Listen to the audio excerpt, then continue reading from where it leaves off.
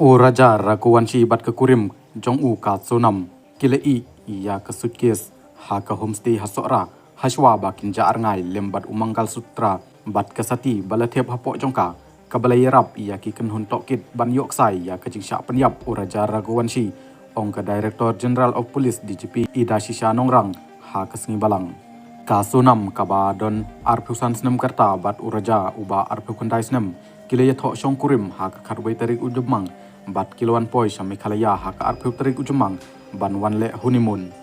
baro kini kiskurim kileja arngai hak arpeu lai terik hasora tang daki kenta bakimi na ka homestay hak snong nong riat ia kamet ureja layo tam na kariat ba bamarjan ka ksad wei saudong hak arterik ujeliu ka jingwat ya kusunam ka balapteng tat hadu ka jingmi perthai biang jongka ha Kasipur Uttar Pradesh ha kaste perngap jongka kendai terik ujeliu ban pendem yeladi hadin baki kulit kilakem ya usamla jongka uraj kuchwaha bat laingut kirunar penyabru ba kasunam kathong ban penyap ya uraja ngilalap ya umangkal sutra bat kasati jong kasunam na kasukes jongkini ki shikurim balai ha ka homestay ha sora kabriu kabalaya tho bat I shadin ya ujingdeng ubakor dotam yaka kala aiksa yangi ban budin yaka kum kanong syak suba ha kani kejingjia ong ka DGP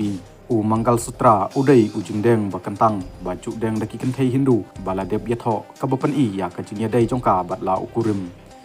kini kisijur kilejrung ha ka homestay ha sora ha ka arpu atrik ujumang klem debu lupa ya ka kamera ong uwaipat uhek kulit ubadon benta ha ka jingtok kit